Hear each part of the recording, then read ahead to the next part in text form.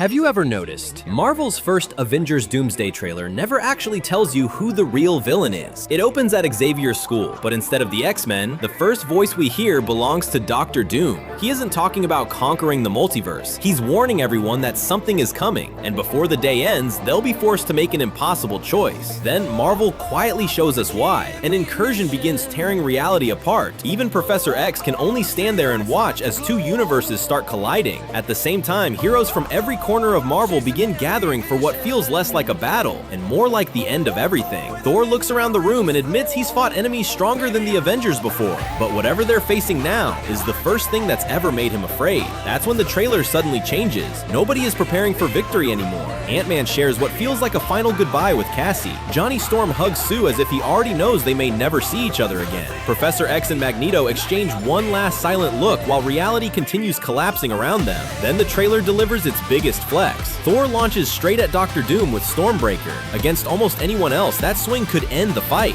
Doom doesn't even move. He simply raises two fingers and stops Stormbreaker in midair. Not because Thor hesitated, because Doom is that powerful. Even Thor looks completely stunned, and just when it feels like hope is gone, someone appears who shouldn't even exist. Steve Rogers, young again. The moment Thor sees him, he can't believe his own eyes. Before anyone has time to react, Mjolnir comes flying across the battlefield and lands back in Steve's hand like it never belonged to anyone else. Meanwhile, the world keeps falling apart. Battles erupt everywhere. Namor stands ready to fight. Gambit clashes with Shang-Chi. Mystique goes after Yelena. Entire universes are collapsing while every hero is being pulled into the same war. But after everything Marvel showed, the biggest mystery isn't why Steve is back. It's Dr. Doom. Because every scene makes him look like the enemy, yet every word coming out of his mouth sounds like someone trying to stop a disaster nobody else understands. And if that's true, the Avengers may have to decide whether the man they're trying to defeat is actually the only one who can save them.